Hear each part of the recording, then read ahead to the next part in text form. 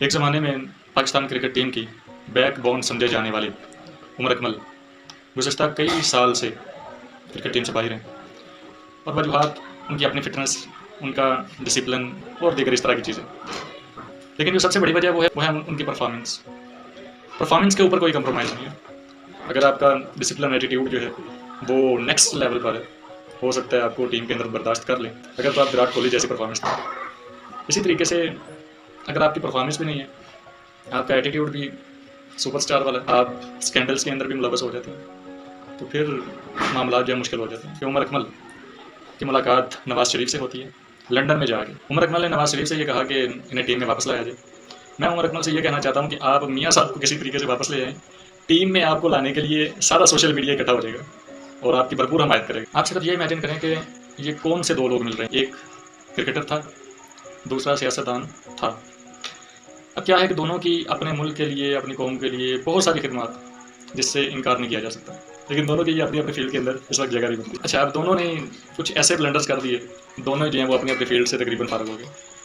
अच्छा, यहाँ सारे लोग यही सोच रहे हैं कि उमर अकमल ने नवाज़ शरीफ से ये कहा कि मुझे टीम में किसी तरीके से वापस लें। ये भी तो हो सकता है कि नवाज़ शरीफ साहब ने उमर अकमल से ये कहा हो कि किसी तरीके से मुझे पाकिस्तान में वापस ले जाओ। और कुछ भी हो सकता है, कुछ भी पॉसिबल है, क्योंकि ये दो लोग जिनकी मीटिंग हुई है, ये दोनों लोग कौन हैं? एक वो हैं जो कि सियासत के मैदान के बादशाह थे, दूसरे वो हैं जो कि एक ज़माने में क्रिकेट के मैदान के बादशाह थे। आज की सिचुएशन ये है कि नवाज़ शरीफ साहब की सियासत के अंदर जगह नहीं बन रही, वो खुद ही जिलावतनी काट रहे हैं। उमर अकमल की क्रिकेट टीम के अंदर जगह नहीं बन रही, बल्कि यूँ कहा जाए तो क्रिकेट के अंदर ही जगह नहीं बन रही, लीग्स वगैरह के अंदर भी नज़र नहीं आ रहे। पाकिस्तान के अंदर दो तरह के लोग पाए जाते हैं। एक वो हैं जो ये दावा करते हैं कि आज भी भुट्टो जिंदा है, और दूसरे वो हैं कि जो कहते हैं कि नहीं यार छोड़ें, अब आगे चलते हैं, आगे बढ़ना चाहिए। अब पहली जो कैटेगरी है वो आज भी ये कहती है कि उमर अकमल को टीम में होना चाहिए। ये समझते हैं कि जनाब इमरान नज़ीर को टीम में होना चाहिए। शर्जील खान अगर होता तो क्या ही बात, मोहम्मद आमिर के बगैर तो टीम हो ही नहीं सकती पूरी, और हारिस सोहेल को तो टीम में ले भी आए थे। ये इसी तरह से हो सकता है कि जनाबी सारे इस्लाम जो है वो इन पर वापस आए और कोई फूंक मारे और कहें कुंभी इज़्निल्लाह,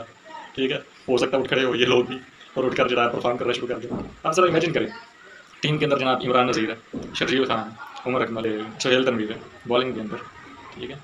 तो पाकिस्तान के बहुत बड़े नाम थे, बहुत बड़े स्टार्स थे, लेकिन जो फिटनेस लेवल है इनका, और मतलब अगर इन पर मुश्तमिल टीम हो तो फिर तो अल्लाह हाफिज़। सियासत का और क्रिकेट का थोड़ा सा तज्जिया करते हैं ये दो शख्सियात जो हमारे सामने हैं, इन्हीं को मद्देनज़र रखते हुए। अच्छा, बात करते हैं जी मियाँ साहब की। मियाँ साहब जो हैं सियासत के बेताज बादशाह, लेकिन वो वापस आते हैं। वापस आकर किसकी जगह वो फिल करेंगे? इमरान खान की जगह पर मियाँ साहब आएंगे? आ सकते हैं, आप खुद ही देख लें। फिर जरदारी साहब, सियासत के सबसे बड़े खिलाड़ी, एक जरदारी सब पे भारी, उसकी जगह पर मियाँ साहब होंगे। बिलावल की बड़ी अच्छी परफॉर्मेंस रही थी ये पिछली गवर्नमेंट के अंदर, वो फॉरेन मिनिस्टर था, उसने प्रूव किया, बड़ा एक्टिव था, तो उसकी जगह पर ला सकते हैं मियाँ साहब को। सीजन पॉलिटिशियंस हैं ये लोग। तो अब देख लें, जहांगीर तरीन के खिलाफ आएंगे, अलीम खान की जगह पर आएंगे, परवेज़ खटक की जगह पर आएंगे, शाह महमूद कुरैशी की जगह पर आएंगे, परवेज़ इलाही की जगह पर आएंगे, किसकी जगह पर आएंगे?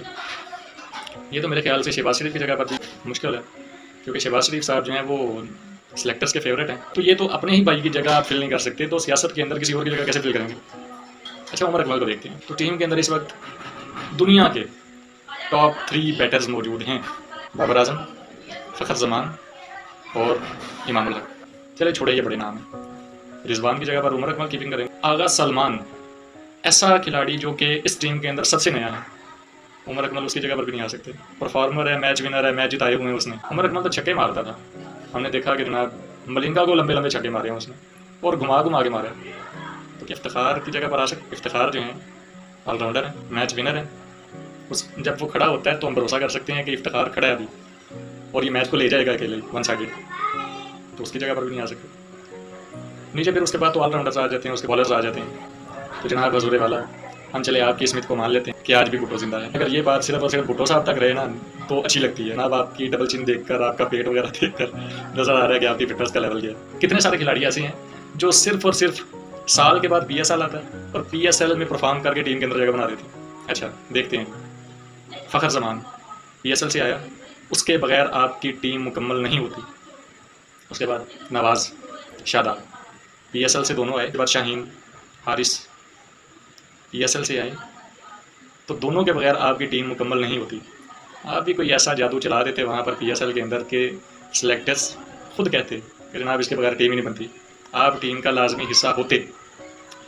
लेकिन ऐसा भी नहीं है, आप PSL के परफॉर्म पर भी नहीं है। 11 में से अगर आपको 12 मैन के तौर पर भी रखना हो तो 12 मैन के अंदर भी मेरे ख्याल से आपकी जगह तो इस वक्त नहीं बनती। जो करंट प्लेयर्स हैं, जो टीम है हमारी, बड़ी अच्छी है, बड़ी स्ट्रांग है।